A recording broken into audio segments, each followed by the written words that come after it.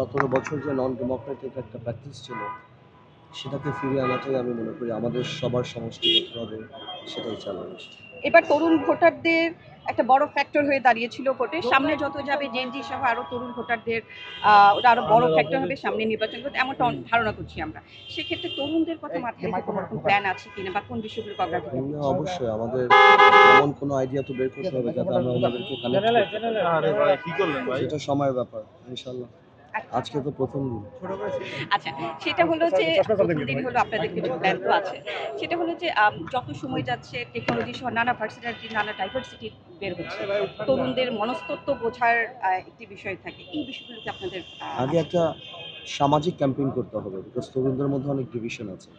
Not necessarily তরুণরা সবার একটা বন্ধনে সো আমার মনে হয় সামাজিক অনেক কাজ আমাদের করতে হবে to bring them under one platform.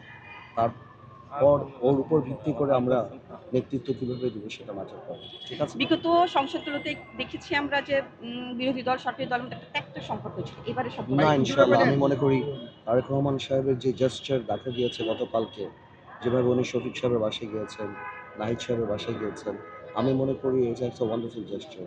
সেখান থেকে আমি শিওর যে আমাদের সবার মধ্যেই এই রিফ্লেকশন হবে। Thank you so much thank you and so all the much. Best. তার কোন গুণ? এটা কারে চ্যানেল আই